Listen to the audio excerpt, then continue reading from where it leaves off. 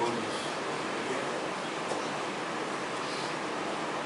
É com satisfação que vamos realizar hoje mais uma reunião do nosso Instituto de Estudos Tributários. Desta vez, vamos iniciar o nosso debate com a manifestação do grupo segundo, que vai abrir o nosso debate a respeito das polêmicas que surgem nas execuções fiscais. E sem mais delongas, vamos ouvir o grupo segundo. Bom dia a todos. Gostaria de agradecer ao professor Machado pelo convite para estar aqui com vocês hoje, tratando de alguns temas relacionados à execução fiscal, e agradecer sobretudo a presença dos meus alunos da turma de processo tributário da Universidade Federal do Ceará. Agradecer a presença de todos os alunos, os alunos de outras instituições inclusive, mas sobretudo, especialmente das turmas de processo tributário, porque está sendo a aula aqui, professor. Nesse momento é o horário e o dia da minha aula de processo tributário na UFC, e aí eu transferi a aula aqui para o Instituto, até porque nós trataríamos hoje na aula de execução fiscal, e aí seria uma maneira de unir as duas coisas, de tratar de execução fiscal, tratar dos aspectos polêmicos e estender o debate, estender a discussão para um grupo mais amplo que da turma. Então, o que existe de polêmico, o que existe de relevante sobre a execução fiscal e que motiva a nossa conversa de hoje? Primeiro, nós conversávamos ali há pouco, antes de iniciarmos a reunião, e o professor me dizia o que não é polêmico em direito. Falava da prisão do ex-presidente Michel Temer, a sua soltura, e uns dizem que foi legal, outros que foi legal, tanto a prisão quanto a soltura, e todos os temas são polêmicos, ou vários, muitos são polêmicos, e a execução fiscal não é exceção. Ela está também entre esses assuntos, sobretudo por dizer respeito à invasão do Estado no patrimônio particular, no caso de uma execução fiscal. E isso, mesmo quando se dá de forma devida, não deixa de suscitar questões e problemas. São desses problemas e dessas questões que nós vamos tratar hoje. Primeiro, vamos fazer uma rápida recapitulação de alguns conceitos fundamentais. Esses conceitos fundamentais serão importantes para os assuntos que nós vamos tratar em seguida. Então, é relevante, não pensem que são conceitos preliminares ou fundamentais que não têm importância, eles têm importância porque se seguirá. O que é uma execução?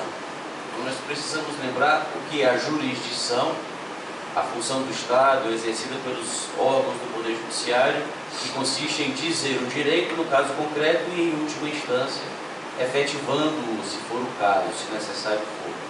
Por isso, em última instância, se entende em grau de definitividade. Não há outra instância ou órgão ao qual se possa recorrer, além dos que fazem parte do judiciário. E aí a gente chega no conceito de coisa julgada. E usando uma classificação do ministro Teori Zavascki, o ministro Teori Zavascki diz que a rigor só existem dois tipos de tutela: a tutela cognitiva e a tutela executiva. Ou o juiz decide se o direito existe ou não, e quem é o titular dele, isso seria a tutela cognitiva, ou então o juiz adota meios que efetivam esse direito que ele declarou existir ou que se pressupõe em um documento pré-existente. E aí nós temos a tutela executiva. Alguém pode dizer assim, mas não tem a tutela cautelar também? O ministro Teori diz que a tutela cautelar existe naturalmente, mas ela não é uma outra classificação. Quando o juiz defere uma decisão com conteúdo cautelar, essa decisão tem um conteúdo em parte cognitivo e em parte executivo. Então, primeiro ele faz uma mínima cognição, em seguida ele determina que algo seja feito ou não feito, se abstém de fazer algo, que se faça algo de forma fundamental. E essa decisão, que tem esse caráter ao mesmo tempo cognitivo e executivo, quando tem a finalidade de garantir uma das outras duas formas, a gente chama de cautelar. Mas a rigor, diz o Teori, só existe a cognição e a execução. E a execução fiscal é um tipo de tutela executiva, é um processo no qual se presta a tutela executiva. Porém, o direito que se vai realizar é um direito pressuposto em um título, diferentemente de uma tutela executiva que se exerce no cumprimento de uma sentença e que o direito efetivado ele foi declarado previamente pelo juiz. E diferentemente de todos os outros títulos executivos, diferentemente do cheque, da promissória, da letra de câmbio e de uma série de outras instituições dessas que são discutidas de maneira bastante anacrônica nas cadeiras de títulos de crédito, os alunos que usam cartão de crédito, Bitcoin, eles olham assim e dizem: que é isso, professor? Letra de câmbio? Mas esses títulos todos, eles contam com a consensualidade, com a bilateralidade. Ao passo que na execução fiscal nós temos um título que é constituído pelo credor de forma unilateral. Eventualmente o sujeito passivo participa da formação do título quando há processo administrativo, mas nós sabemos que isso não é essencial. Há CDAs que são constituídas sem que tenha havido um processo administrativo em contraditório. E às vezes o contraditório no processo administrativo não se dá da forma mais adequada como seria de se esperar. Então, ainda havendo contraditório no processo administrativo, a literatura especializada diz que o processo de execução fiscal conta com a constituição do título feito pelo próprio credor. E aí, quais são os aspectos polêmicos e atuais, contemporâneos, ligados ao uso da tecnologia, que eu gostaria de trazer para a nossa discussão hoje? Ainda dentro de uma recapitulação histórica, nós sabemos que a execução fiscal ela é regida por uma lei própria, que é a Lei 6.830, de 80, com a aplicação subsidiária do Código de Processo Civil. E o primeiro problema que se coloca em relação à execução fiscal reside exatamente nessa aplicação subsidiária. Até que ponto o Código de Processo Civil é aplicável, até que ponto a Lei de Execução Fiscal é aplicável.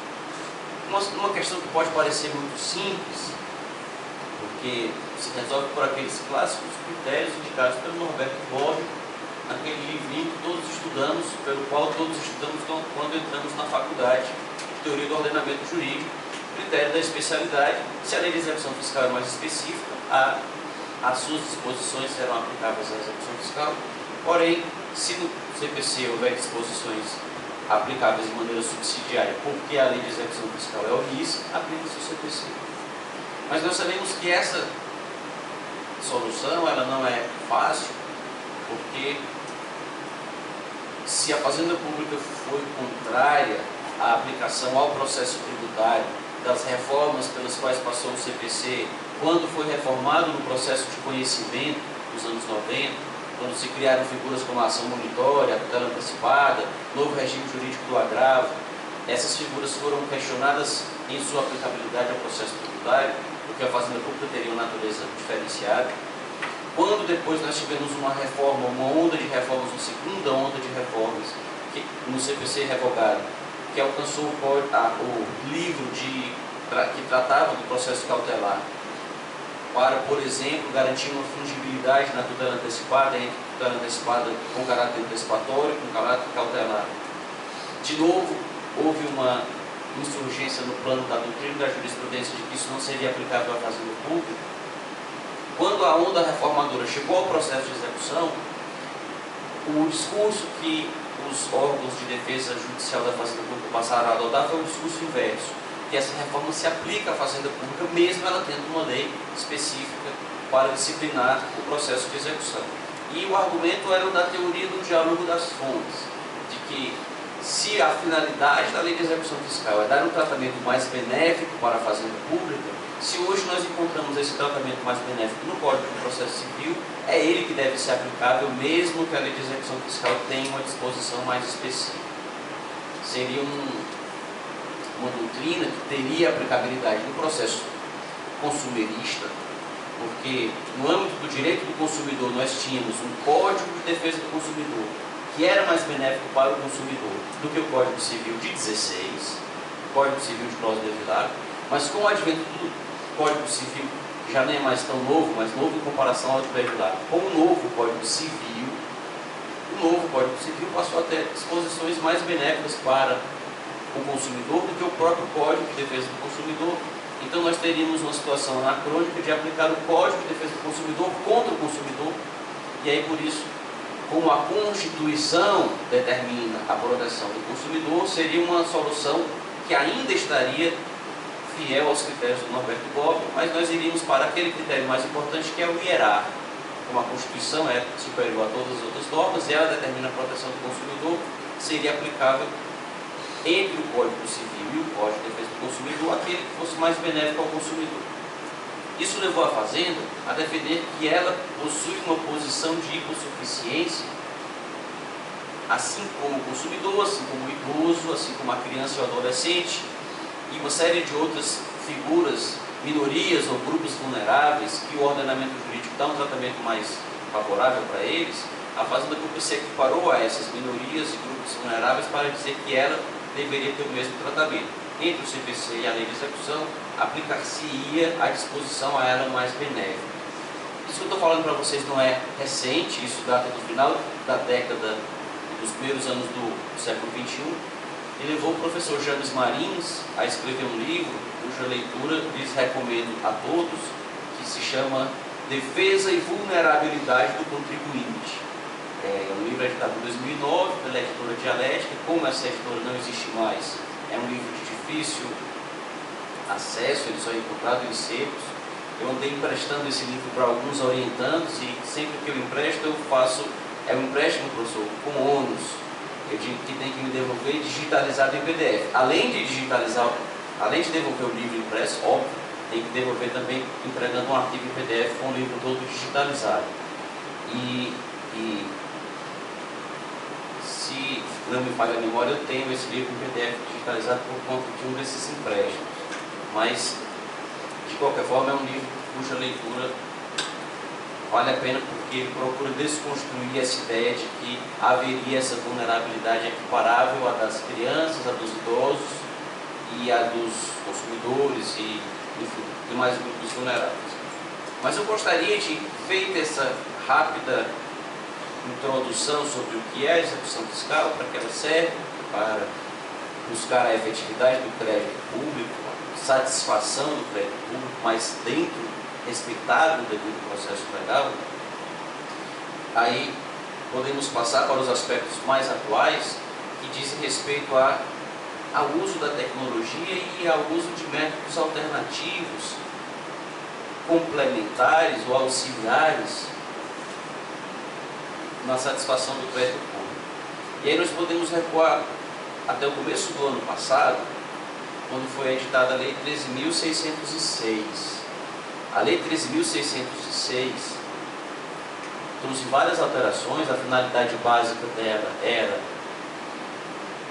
disciplinar um parcelamento especial de débitos rurais, de pessoas que discutiam o fundo rural. A Lei 13.606 tinha outra finalidade, a emenda dela trata de outra coisa, mas ela veio com aqueles jabutis, aquelas disposições que aparecem na lei, e que o Congresso aprova a lei pensando que está aprovando uma coisa e aprova várias outras que estão ali, não propriamente escondidas, mas quietinhas, aguardando a aprovação para passar no vácuo junto com o assunto principal.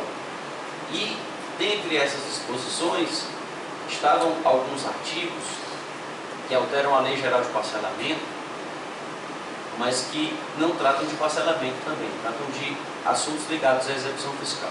O que a Lei 13.606 passou a permitir? Primeiro, ela passou a permitir que, tão logo feita a inscrição em dívida ativa, o processo administrativo termina. Nós sabemos que no processo administrativo existe o controle interno da legalidade do lançamento, ou, se não for de matéria tributária, o controle interno da legalidade do ato que justifica a constituição do crédito, que vai ser cobrado. Mas concluído o processo administrativo, quando não há mais discussão ou espaço para discussão interna na administração pública, se considera que aquela quantia é líquida e seca, porque a própria administração não a admite mais discutida, ela é encaminhada para a cobrança e inscrita em dívida ativa. E dispõe a lei que o contribuinte é notificado dessa inscrição e, se ele não proceder ao pagamento no prazo de 5 dias, os seus bens poderão ser todos bloqueados. Seus bens poderão ser todos indisponibilizados pela própria Fazenda público. Além disso, essa lei dispõe que a Fazenda Nacional pode instaurar processos administrativos para apurar a sujeição passiva ou a responsabilidade de terceiros. Então, o lançamento foi feito contra o contribuinte X, mas é possível corresponsabilizar João, José, Maria e Pedro pelo débito constituído contra o contribuinte X. Será possível abrir um processo administrativo perante a Fazenda Nacional, a Procuradoria da Fazenda Nacional, para apurar essa responsabilidade. E a lei dispõe ainda que isso pode ser feito para que se apure a responsabilidade de possíveis grupos econômicos, para que se apure a responsabilidade de outras pessoas jurídicas que façam parte do mesmo grupo econômico, e para também que se encaminhe a notícia de que existe aquela dívida para os órgãos de controle do crédito, para os órgãos de proteção do crédito. Então, órgãos como o Serasa, por exemplo, entidades como o Serasa podem agora ter a inscrição de débitos de contribuintes que tiveram seus débitos inscritos em dívida ativa, ainda como forma, como diz, alternativa de cobrança. E a lei também tem um dispositivo muito interessante que diz que a Fazenda pode disciplinar de maneira infralegal critérios para ajuizar ou não as execuções fiscais. Então não existe a obrigação, constituir o crédito, houve a inscrição em dívida ativa, não existe a obrigação inexorável de necessariamente promover a execução fiscal.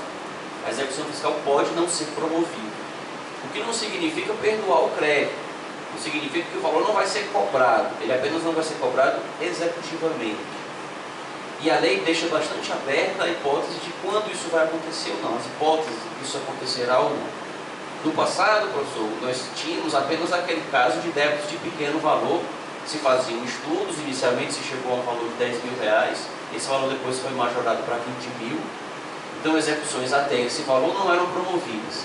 Não importava se o contribuinte tinha patrimônio ou não, se a execução tinha chance de êxito ou não, era um critério totalmente objetivo e único, o valor a ser executado. Se fosse menos de 10 mil, e depois com a correção, com a alteração, se fosse menos de 20 mil, não havia propositura da ação. Passando desse valor, havia propositura da ação. E o que a Lei 13.606 estabelece? Critérios adicionais. Aliás, ela não estabelece o critério, ela permite que se estabeleçam de maneira infralegal critérios adicionais para não mover a execução. E aí é que entram esses elementos ou esses aspectos dos quais falava para vocês. A Fazenda Nacional criou um sistema chamado PGFN Analytics, é um sistema que se baseia na inteligência artificial e no chamado Big Data, na mineração de dados.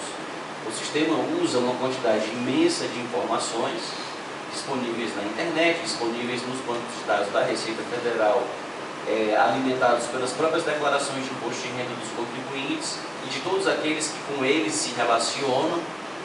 Então, não só a declaração de imposto de renda, por exemplo, do Dr. Hernandes Nepomuceno, mas a declaração de imposto de renda das pessoas jurídicas das quais ele é sócio, dos sócios das pessoas jurídicas das quais ele é sócio, das pessoas para as quais ele fez pagamento, das pessoas das quais ele recebeu pagamento. Todos esses dados são cruzados por esse sistema, por esse PGFN Analytics, e esse sistema diz ao procurador a chance de êxito caso ele promova a execução. Olha, se essa execução aqui for promovida, há uma chance de 70% de receber o dinheiro. Ou então não, essa daqui se for promovida, a chance de êxito é muito pequena.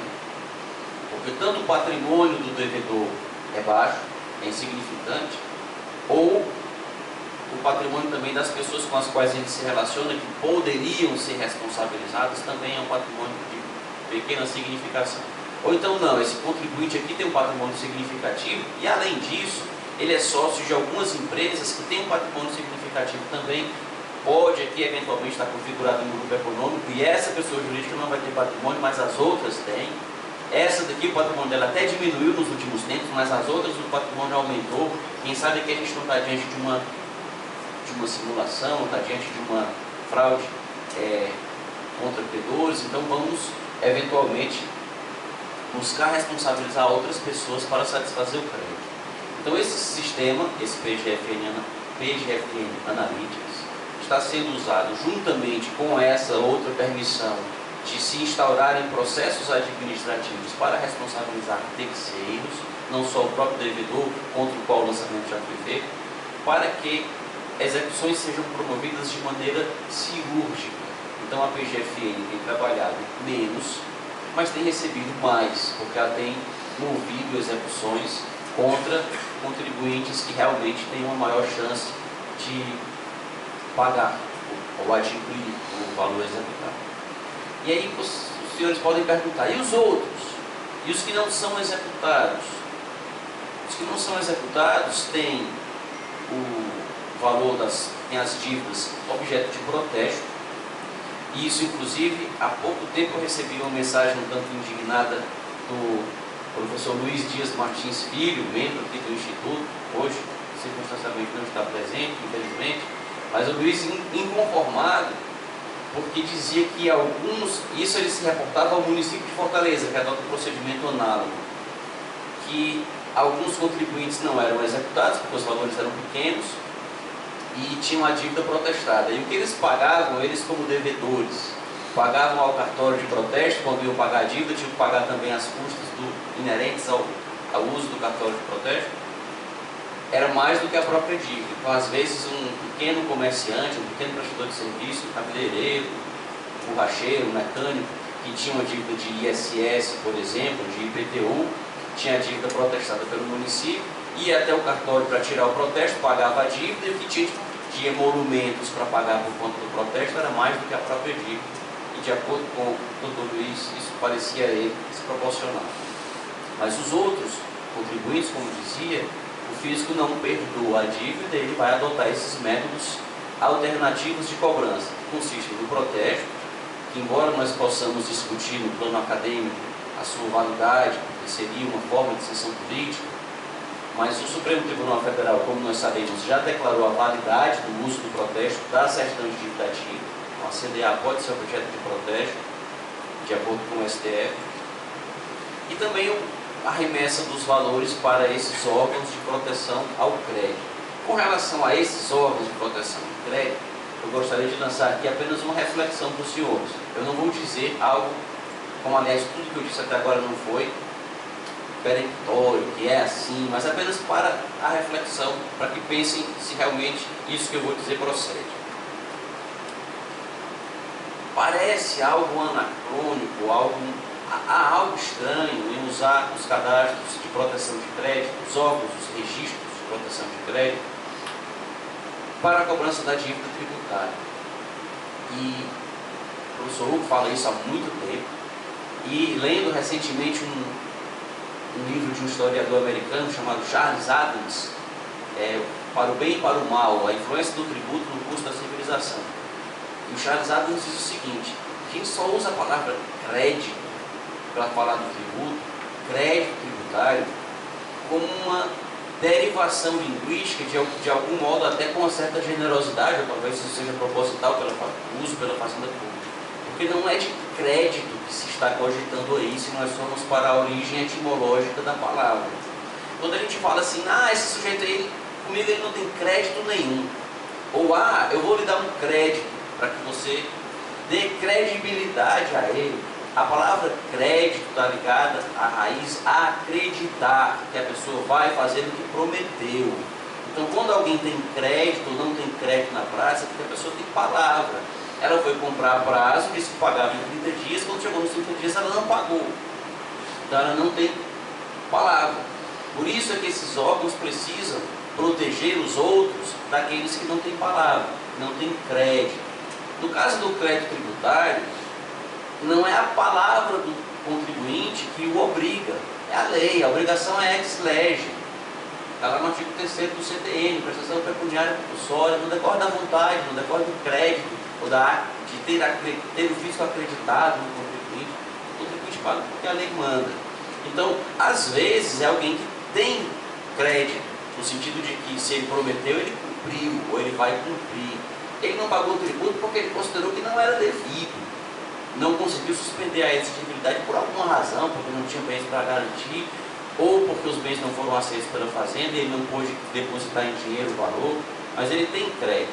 Mas o fato é que essa é só uma reflexão que eu deixo de um possível desvio de finalidade no uso desses cadastros pela Fazenda Pública. Ela pode usar os dela, o CADIM, por exemplo, mas será que é adequado comparar o contribuinte que não paga uma dívida contratual com o contribuinte que não paga uma dívida tributária, com o mesmo cadastro? É apenas uma reflexão que deixo. Mas um outro problema, e com isso eu encerro porque eu quero ouvir o professor Hugo, quero ouvir todos vocês aqui na etapa dos debates, mas o problema mais grave da Lei 13.606 talvez seja não o que ela diz, mas o que ela não diz.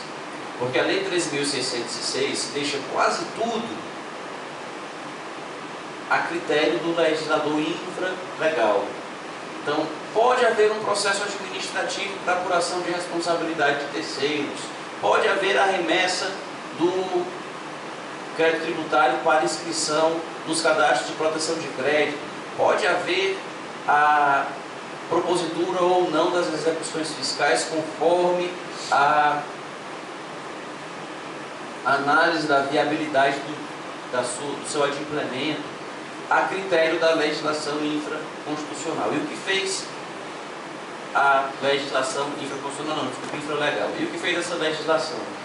Hoje há um procedimento previsto em uma portaria da Procuradoria da Fazenda que permite ao contribuinte garantir, quando há a inscrição em dívida ativa, o contribuinte pode, nesses 5 dias que tem para pagar, sob pena de bloqueio de bens, ele pode garantir, indicar os bens que seriam bloqueados, apenas para que esses bens sejam antecipadamente penhorados. Os bens vão ser indisponibilizados numa espécie de penhora administrativa, para quando posteriormente a execução fiscal for promovida, aqueles bens passarão a ser os que serão penhorados. Isso sinaliza já com um caminho, até já foi discutido numa reunião anterior aqui do Instituto sobre essa lei, isso sinaliza inclusive com o início de uma caminhada, alguns passos no sentido de tornar administrativa a execução fiscal, transformar a execução fiscal numa execução administrativa. E isso traz mais um complicador para a Lei 13.606, que é o seguinte: nós poderíamos ter uma execução administrativa fiscal apenas no plano federal, no plano estadual e municipal não. Então os municípios e os estados podem fazer leis também transformando suas execuções em execuções administrativas. Até que ponto nós estamos aqui numa fronteira entre o processo administrativo e o processo judicial? Até que ponto essa matéria não é uma matéria de processo civil? Até que ponto essa matéria não é uma matéria de garantias e privilégios do crédito tributário? E nessa condição, se trata de garantias e privilégios do crédito tributário, se trata de norma geral de direito tributário, que deveria ser seguida por União, Estados e municípios, essa matéria deveria ter sido veiculada por lei complementar em alteração ao CTN, e não através de lei ordinária. E o outro ponto, que eu já disse que ia encerrar umas 3 vezes, mas dessa vez eu vou encerrar mesmo, e o outro ponto é o da própria validade de se transferir para a via administrativa discussões como atribuição de responsabilidade de terceiros, como bloqueio de bens, ou quais bens serão aceitos como garantia e quais bens não serão aceitos como garantia. Por quê? Porque embora o processo administrativo contemple a garantia da ampla defesa do contraditório, o juiz do processo administrativo, principalmente nesse caso específico, é a própria Procuradoria da Fazenda Nacional. Então, antes da Lei 13.606, era o juiz que decidia quais bens seriam penhorados e quais bens não seriam. E não raro existe contraditório entre a Fazenda e o contribuinte sobre se um determinado bem deve ser objeto de constituição ou não. Então, pode acontecer de o contribuinte indicar para a penhora um imóvel e a Fazenda não deseja que a penhora recaia sobre o imóvel, ela deseja que a penhora recaia sobre o saldo da conta bancária do contribuinte. E quem vai decidir se a penhora será feita sobre o imóvel ou sobre o saldo da conta bancária será o juiz.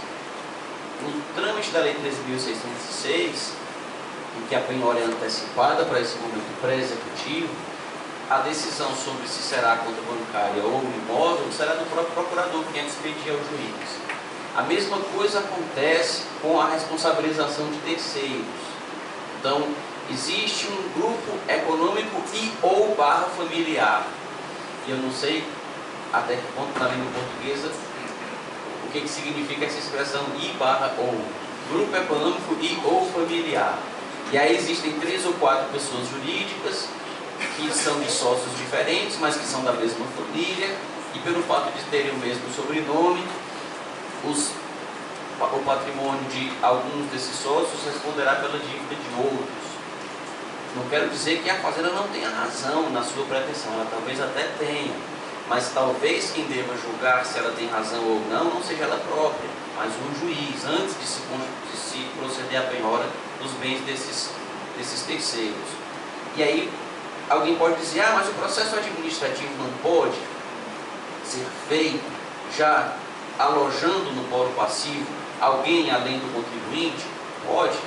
Às vezes acontece de o fiscal realizar uma fiscalização, descobrir que existem outras pessoas responsáveis pelo débito, por exemplo, sócios de fato de uma pessoa jurídica que, de acordo com o fiscal, é titularizada por laranjas, e ele já faz o lançamento, inclusive, contra os sócios de fato, faz um documento chamado Termo de Responsabilidade Solidária, no qual ele atribui a responsabilidade aos terceiros. Só que esses terceiros se defendem, apresentam uma impugnação que vai ser julgada pela DRJ, depois eles recorrem ao CARF, e o CARF tem uma ampla discussão, até hoje não definitivamente resolvida, encontra-se na Câmara Superior de Recursos Fiscais, até que ponto o artigo 124 do CTN, que fala de solidariedade, se aplica ou não se aplica nessa ou naquela hipótese. Então toda essa discussão que acontece dentro do CARF, ela é esvaziada se o auto de infração não for feito contra os terceiros, só contra o contribuinte, porque não precisa mais. Só o contribuinte se defende e leva a questão até o CARF discutindo só o mérito, e depois a Procuradoria inclui quem ela quiser. Em um segundo processo administrativo posterior ao de constituição do lançamento.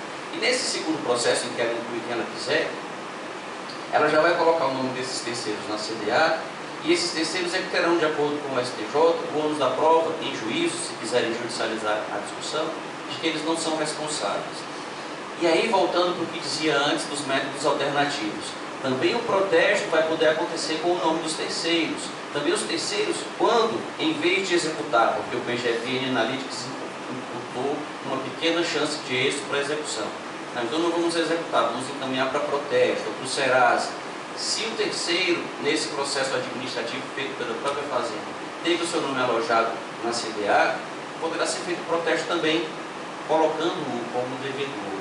E isso, essas medidas todas que eu falo para vocês, elas não estão sendo usadas, não começaram a ser usadas agora. Elas já são usadas pelo menos há um ano pela Fazenda Nacional e já surtiram um resultado bastante expressivo, inclusive no que diz respeito a protestos de CDA feito contra terceiros, que não só os contribuintes devedores principais, e esses protestos feitos contra terceiros têm surtido uma arrecadação bastante significativa. Como disse no início, não é a questão de ser contrário à satisfação do crédito tributário. Se o tributo realmente for devido, ele deve ser satisfeito até como uma forma de garantir a igualdade e a efetividade das normas tributárias que fazem de todos. Mas nós precisamos lembrar um pouco da história. No passado, o tributo era cobrado de quem o soberano queria cobrar. Isso permitia realmente ao soberano não cobrar o tributo daqueles seus correligionários, amigos, cúmplices, as pessoas que eram pessoas das quais ele não queria cobrar, ou pessoas que ele não queria incomodar, essas ele não era obrigado a cobrar delas. Ele cobrava das demais que não podiam dizer nada nem de não se cobrarem dos outros, nem de cobrarem excessivamente delas próprias. Tirar-se o poder de cobrança do próprio soberano para que ele passasse a ser desempenhado por um terceiro em tese imparcial, ou perante um terceiro em tese imparcial, já foi uma necessidade decorrente de abusos que aconteciam nessa prática anterior. Então, por que não é mais o rei que cobra o tributo ou os seus funcionários que cobram os termos em que ele determina que sejam cobrados os tributos? Por que se houver resistência do sujeito passivo, a pretensão resistida do fisco tem que ser deduzida em juízo e tem que ser um terceiro em tese imparcial que tem que resolver se pode ou não pode penhorar a conta, se pode ou não pode alcançar os bens de um terceiro? Por que isso tem que ser feito dessa forma? Porque historicamente nós vimos que quando não havia essa separação, a possibilidade de abusos era grande. Com a Lei 13.606 pode ser que isso volte a acontecer, sobretudo se nós lembrarmos que existe muita jurisprudência dizendo ao fisco que ele não pode fazer tudo que agora ele quer fazer administrativamente. Então existe muita jurisprudência dizendo quando é possível e quando não é possível responsabilizar terceiros. Foi preciso um juiz dizer, olha, nesse caso não pode, nesse outro pode. Tudo isso que agora será feito administrativamente. Então é possível que com isso se abra espaço para alguns abusos. E por fim, e aqui é o quarto ou o quinto, por fim, que eu acho que eu falo, mas eu lembrei que falei no início de tecnologia. Nós precisamos ter atenção ao fato de que a tecnologia deve ser usada pela Fazenda Pública para o atendimento das suas finalidades. Então, qual a finalidade da Fazenda Nacional? Qual a finalidade do Judiciário? Qual a finalidade da Receita Federal, da Cefaz, da Cefim? Entre as finalidades do fisco, não me refiro ao Judiciário, me refiro ao Executivo, cobrador de tributos. Entre as finalidades está, sem dúvida, talvez seja primordial, a cobrança do tributo. A Cefaz, a Cefim, a Receita Federal existem para que os tributos sejam cobrados. Mas elas existem para que eles sejam cobrados nos termos da lei. Entre as atribuições das autoridades está cobrar o tributo, entre as atribuições da autoridade está reconhecer uma isenção. Se nós procurarmos no CTM, autoridade administrativa, a gente abriu o CTM aí no dispositivo móvel conectado à rede mundial de computadores e mandar procurar por palavra autoridade administrativa, vai aparecer que compete a ela o lançamento, mas vai aparecer também que compete a ela deferir a restituição do tributo pago indevidamente, vai aparecer que compete a ela reconhecer a isenção, conceder uma anistia, conceder uma remissão. Então, entre as finalidades do fisco está cumprir a lei, quando isso leva a mais ou a menos arrecadação. E no caso do uso da tecnologia, talvez fosse o caso de programá-la para que ela levasse a uma diminuição das cobranças, não só quando elas não têm chance de êxito. Ah, esse aqui eu não vou cobrar porque ele não tem dinheiro. Esse aqui eu não vou cobrar porque o patrimônio dele é insuficiente. O sistema também fosse programado para dizer, desse daqui não cobre, porque tem jurisprudência do Supremo contra a tese que fundamentou o lançamento. Desse daqui não cobre, porque foi encontrado um erro na declaração de imposto de renda dele, e esse valor aqui é um valor errado, ele não está devendo. Então o sistema poderia ser usado também para reduzir as cobranças indevidas. A métrica, o valor, o propósito, o objetivo, o goal do sistema deveria ser não só a efetivação da arrecadação, mas a efetivação de uma arrecadação devida, tirando as cobranças indevidas. Isso seria muito importante. Para isso seria necessário que os valores, que os critérios usados por esses sistemas de inteligência artificial fossem públicos, mas esses critérios são sigilosos. Há uma grande discussão hoje no mundo sobre a necessidade de transparência algorítmica. Se os algoritmos que os sistemas usam para dizer, pare esse cidadão aqui na fiscalização do aeroporto, não pare aquele, deixe esse daqui passar, não deixe esse, não execute aquele. Se esses critérios não deveriam ser transparentes para coibir possíveis discriminações. Nos Estados Unidos, a polícia descobriu que não tinha como policiar todos os bairros. Então eles criaram um algoritmo para dizer quais bairros tinham mais crimes, em quais bairros aconteciam mais crimes, para que os policiais fossem direcionados pelo algoritmo para esses bairros onde aconteciam mais crimes. E esse algoritmo